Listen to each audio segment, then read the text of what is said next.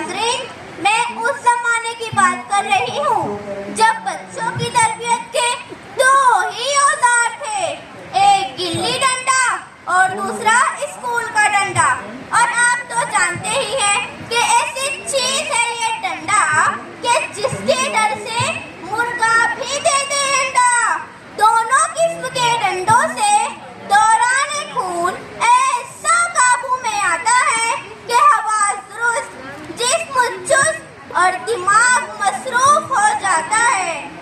यही डंडा जब बन जाता था क्रिकेट का बल्ला, फिर मचता था हल्ला गुल्ला।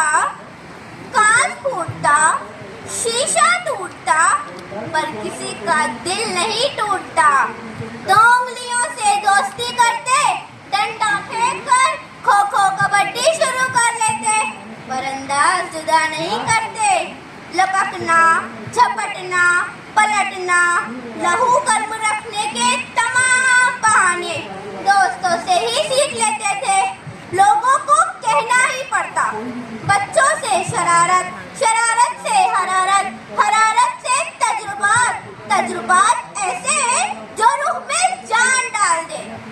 फिर जमाने ने पलटा खाया और साइंस ने अपने तेवर दिखाया और मिट्टी से बने इंसानों को मिट्टी से उठाकर संगे मरमर पर बिठाया और उसकी सोच में यही बसाया कि क्यों ना सॉफ्टवेयर ऐसा बनाया जाए जिससे वक्त को बआसानी घुमाया जाए। बूढ़े जवान बच्चे सबका दिमाग खेल से हटाकर मशीन में लगाया जाए। फिर इजाद होता है कंप्यूटर, पीछे हो जाती है चलती हुई मोटर। क्या छोटा क्या मोटा, क्या खरा क्या खोटा, सब एक ही सफ में करने लगे टर्टर।